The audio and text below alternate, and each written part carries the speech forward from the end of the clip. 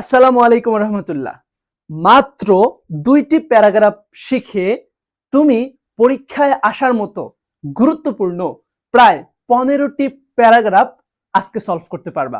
অর্থাৎ তুমি যদি এই দুইটি প্যারাগ্রাফের ফরম্যাটগুলোকে জাস্ট তুমি পড়ো বা এই 2টি প্যারাগ্রাফের ফরম্যাটকে তুমি যদি মুখস্থ করতে পারো, তাহলে তুমি এই যে ট্রাফিক জ্যাম কত কঠিন একটা প্যারাগ্রাফ, তাই না?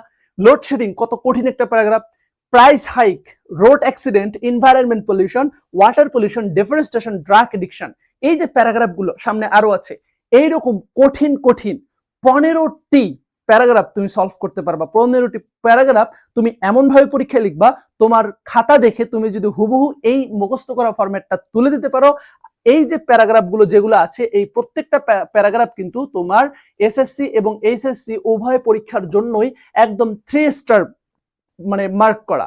অর্থাৎ এই প্যারাগ্রাফগুলো তোমার আজকের এই ফরম্যাটটা তুমি যদি শিখতে পারো ভালোভাবে, তাহলে কিন্তু তুমি পরীক্ষা অ্যান্সার করতে পারবা।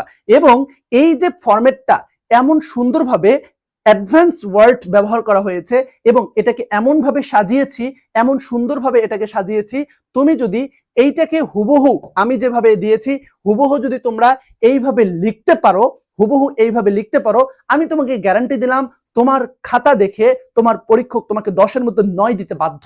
অর্থাৎ প্যারাগ্রাফে তুমি 10-এ 9 ইনশাল্লাহ পাবা, আমি তোমাকে গ্যারান্টি দিলাম। তো চলো আজকের এই যে টেকনিকটা আমরা শিখে ফেলি। প্রথম কথা হচ্ছে, এই যে প্যারাগ্রাফগুলো আছে, traffic jam, load shedding, price hike, এরপর হচ্ছে road accident, environmental pollution, water pollution, deforestation, drug addiction, এই যে প্যারাগ্রাফগুলো আছে, এই প্রত্যেকটা প্যারাগ্রাফ কিন্তু তোমার সমস্যা কেন্দ্রিক, রাইট? তো এই যে সমস্যা কেন্দ্রিক, এছাড়াও দেশের মধ্যে আরো যে ধরনের সমস্যাগুলো হতে পারে, ধরো ইফটিজিং, তারপরে হচ্ছে তোমার এইরকম বিভিন্ন রকম প্রাইস হাইক, উচ্চ দামে পণ্য কেনা, ঠিক আছে, বা দুর্নীতি, এই টাইপের যে প্যারাগ্রাফগুলো আছে সমস্যা কেন্দ্রিক, এই সব সমস্যা কেন্দ্রিক প্যারাগ্রাফ তোমরা এই ফরম্যাটটা ফলো করে তোমরা জাস্ট দিয়ে দিবা।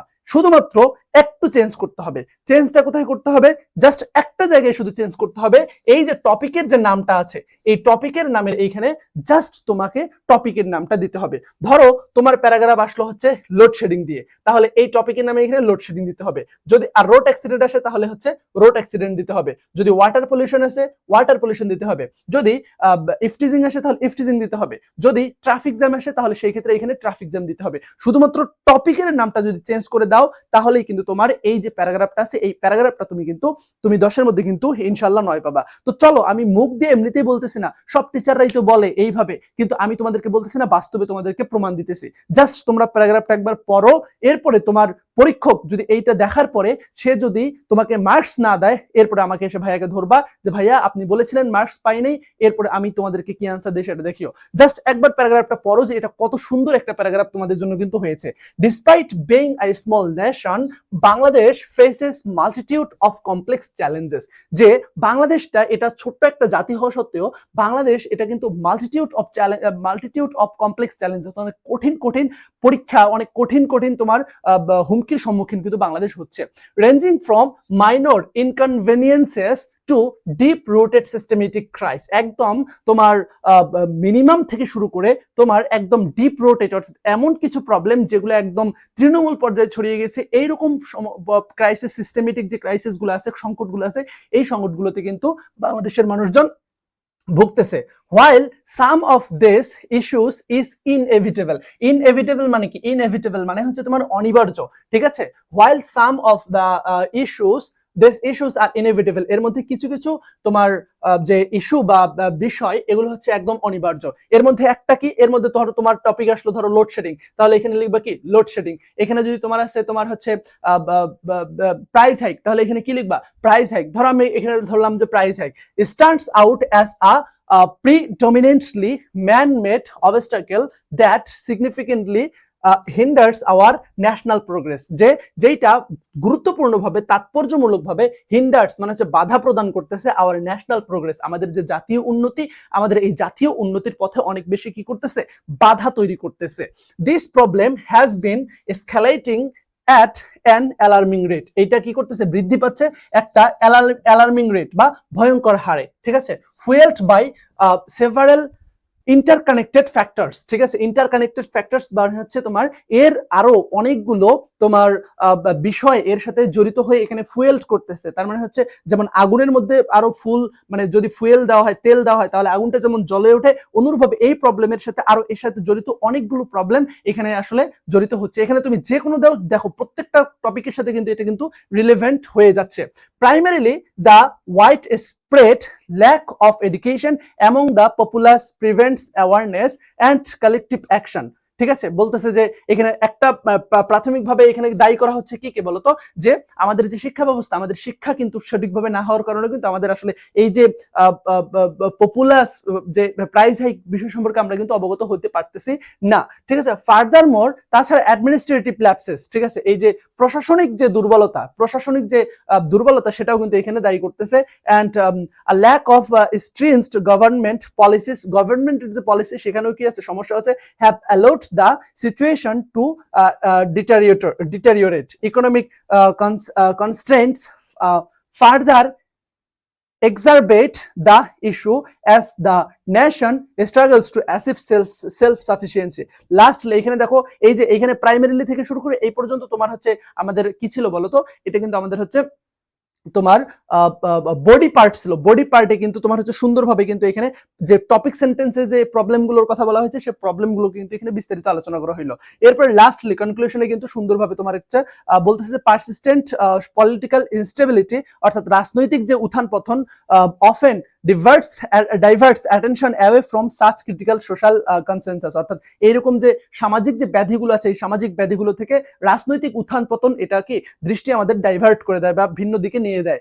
দিস ক্রাইসিস ইজ নট ইনসারমাউন্টেবল, ঠিক আছে, এটা আসলে একদম সলভ করা যাবে না, ইম্পসিবিলিটি মানে এটা মানে নিরসন করা যাবে না, বিষয়টা এরকম না। এই যে ইনসারমাউন্টেবল মানে হচ্ছে এটা, ঠিক আছে। রিজলভিং ইট রিকোয়ার্স আ মাল্টিফ্যাক্টেড, হ্যাঁ, মাল্টিফেসড অ্যাপ্রোচেস, এটার জন্য দরকার একটা মানে বহুমাত্রিক একটা অ্যাপ্রোচ, ঠিক আছে। Neither the government nor any individual can tackle it in isolation, অর্থাৎ গভর্নমেন্ট এবং হচ্ছে কোনো ব্যক্তি এককভাবে এটাকে আসলে ঠিক করতে পারবে না। কনসাল্টেড, তারপরে হচ্ছে nation wide effort is essential to implement sustainable solution and secure a better future, অর্থাৎ বলতেছে এখানে সামষ্টিক আমাদের যে একসাথে সামষ্টিকভাবে হয়ে সবাই মূলত জাতির প্রতি মহব্বত ভালোবাসা রেখে যদি আমরা এটাকে অবস্টাকেলটাকে যদি ট্যাকেল করতে পারি তাহলে কেবল এটা কি বলতো সম্ভব। এই যে সুন্দরভাবে আমি যে এখানে তোমাদের জন্য প্যারাগ্রাফটাকে লিখে দিয়েছি, সাজিয়ে দিয়েছি, জাস্ট এটাকে তোমরা কপি করবা মাথার ব্রেইনে এবং পরীক্ষার হলে গিয়ে যদি এইরকম প্রবলেম কেন্দ্রিক যে প্যারাগ্রাফগুলো আছে আসবেই ইনশাল্লাহ। এটা জাস্ট হচ্ছে পেস্ট মারবা পরীক্ষার খাতায়, এরপরে 10-এর মধ্যে ইনশাল্লাহ 9 অবশ্যই পাবা। এবং যদি তোমার পরীক্ষক তুমি যদি এটা হুবহু এটা তুলে দিতে পারো তুমি ইনশাল্লাহ 10-এ 10 পাবা। 10-এ 10 না পেলে তুমি চ্যালেঞ্জ করার কিন্তু যোগ্যতা রাখো। এটার যে অনুবাদটা সেই অনুবাদটা আমি তোমাদের জন্য দিয়ে দিয়েছি, তোমরা জাস্ট এটা একবার পড়ে ফেলবা। ওকে, এরপরে এখানে যে গুরুত্বপূর্ণ শব্দগুলো ব্যবহার করা হয়েছে সেই গুরুত্বপূর্ণ শব্দগুলোও কিন্তু এখানে ব্যবহার দেওয়া হয়েছে, জাস্ট এই শব্দ অর্থগুলো তোমরা হচ্ছে পড়ে ফেলবা। ওকে, তোমরা যারা এইচএসসি আলিম 2026 অথবা 2027 সালের পরীক্ষার্থী আছো, তোমরা কিন্তু আমাদের এই যে এক কোর্সেই যে তোমাদের টোটাল 500 মার্কের যে সলিউশন, এখানে তোমাদের ম্যাগনেট ভাই আছে, ম্যাগনেট ভাই তোমাদের হচ্ছে কি আইসিটি নেবেন, তারপর সুলাইমান ভাই তোমাদের আইসিটি নেবেন, জাওয়াত স্যার আছে এবং হচ্ছে আমি আছে, আমরা তোমাদের ইংলিশটাকে দেখবো এবং আমাদের নোমান ভাই বস, ঠিক আছে, বাংলার বস, তিনি কিন্তু তোমাদের বাংলাটা দেখবেন। সুতরাং তোমরা যারা এইচএসসি আলিম 2026 অথবা 27 আছো তোমরা কিন্তু আমাদের কোর্সে কিন্তু ভিজিট করতে পারো।